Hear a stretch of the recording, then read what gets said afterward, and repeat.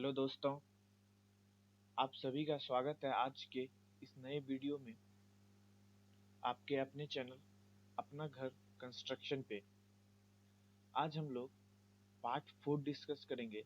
Objective problems के part 4 को आज हम लोग डिस्कस करेंगे।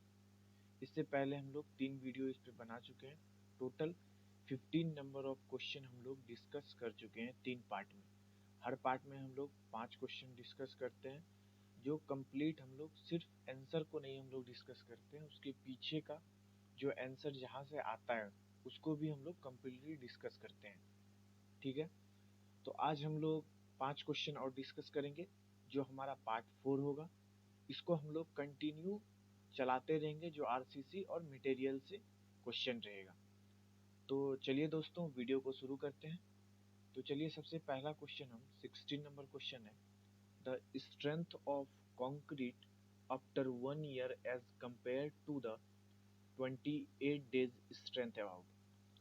तो सबसे पहले इस क्वेश्चन को हमें करने के लिए जो कंक्रीट का स्ट्रेंथ गेन करता है 7 डेज में, 28 डेज में और 1 ईयर में, इस तरीके से जो एक होता है टाइम इंटरवल, उसमें हमें याद रखना पड़ेगा। तो सबसे पहले हमारा जो 7 डेज में स्ट्रेंथ गेन करता है,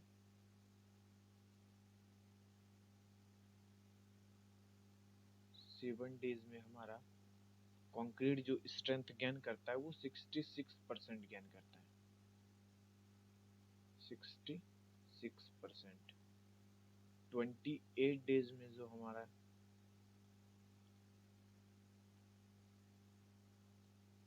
गेन करता है वो हमारा 99% गेन करता है। 99% अप्रॉक्स हमारा 28 डेज में कंक्रीट स्ट्रेंथ गेन कर चुका होता है। अब हमारा 1 ईयर का, 1 ईयर में जो है हमारा है, 1 ईयर में हमारा 120% स्ट्रेंथ पे हमारा कंक्रीट पहुंच चुका होता है। स्ट्रेंथ पे हमारा कंक्रीट पहुंच चुका होता है। इस दोनों में कितना का गैप है हमारा? 20 से 25% मोर होता है। तो ये भी हमको, अगर इस क्वेश्चन को करना है तो इस चीज को हमें याद रखना पड़ेगा कि day wise, interval wise concrete strength कितना गेन करता है। तो इसका हमारा सिंपली सी ऑप्शन हो जाएगा, जो 20 से 25% मोर हो जाएगा।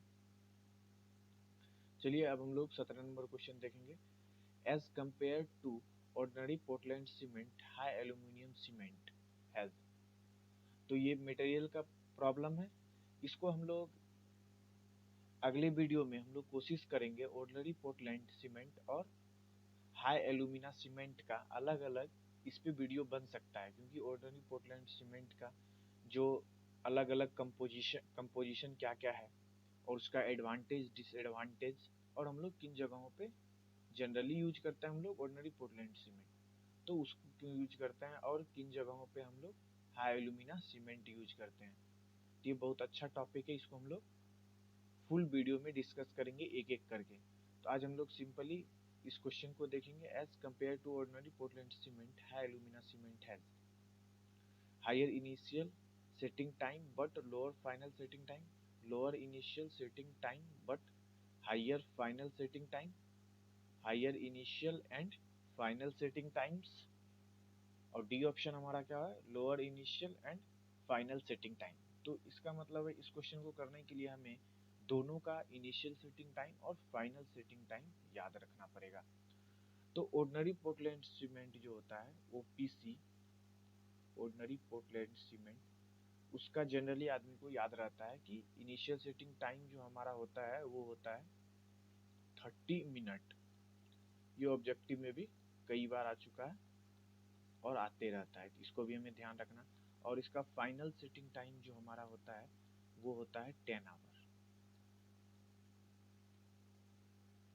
10 आवर्स इसका होता है फाइनल सेटिंग टाइम। और हमारा हाई एल्यूमिना सीमेंट का, HAC सीमेंट जो हमारा है, हाई एल्यूमिना सीमेंट, उसका इनिशियल सेटिंग टाइम जो होता है वो 3.5 आवर होता है, 3.5 आवर।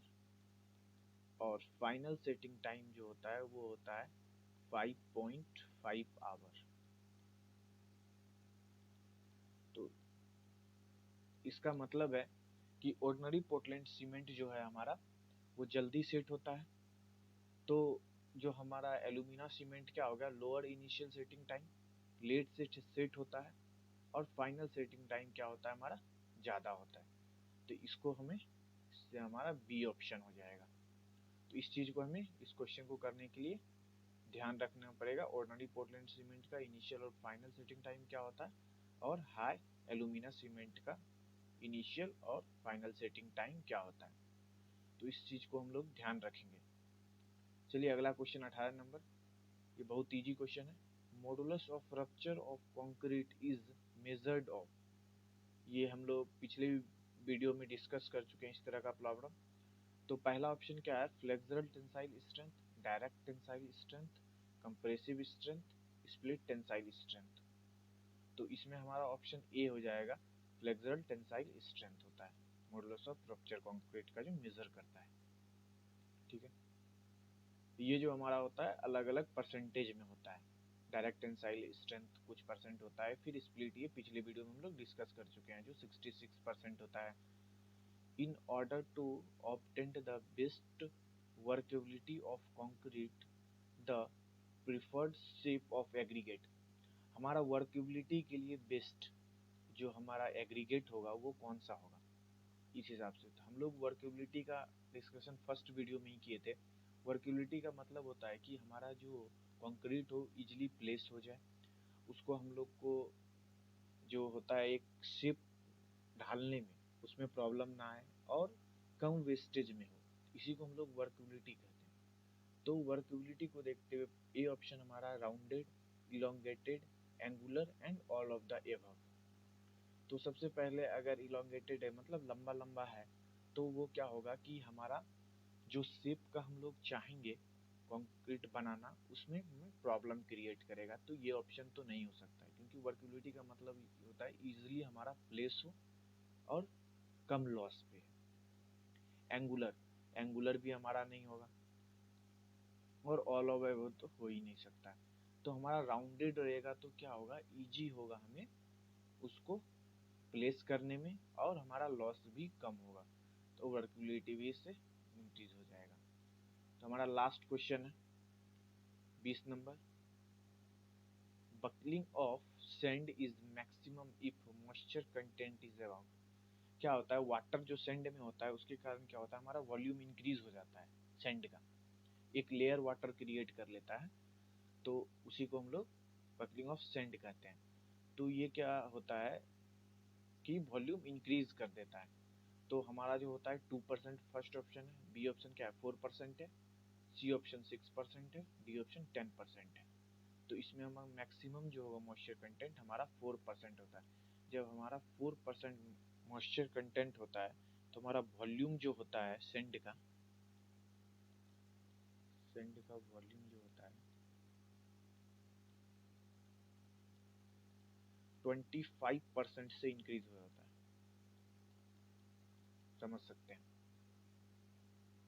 आज हम लोगों ने 5 क्वेश्चन डिस्कस किया है। सबसे पहला क्वेश्चन था the strength of concrete after 1 year as compared to 28 days strength about.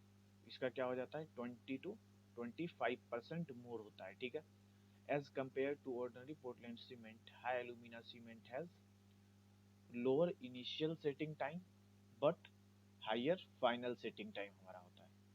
ये 17 नंबर क्वेश्चन था। 18 नंबर क्वेश्चन हमारा क्या था, modulus of rupture of concrete is measure of flexural tensile strength. ये ऑप्शन आ गया था 18 का। 19 number, in order to obtain the best workability of concrete, the preferred shape of aggregate. इसमें हमारा ए ऑप्शन राउंडेड हो जाता है। और लास्ट 20 नंबर का हमारा 4% आया था। आज हम लोगों ने दोस्तों चौथा पार्ट डिस्कस किया है आरसीसी का ऑब्जेक्टिव प्रॉब्लम का। अगर दोस्तों वीडियो पसंद आए तो वीडियो को लाइक करें, अपने दोस्तों के साथ शेयर करें। अगर अभी तक आपने चैनल को सब्सक्राइब नहीं किया है तो चैनल को सब्सक्राइब करें। मिलते हैं नेक्स्ट वीडियो में, तब तक के लिए जय हिंद जय भारत।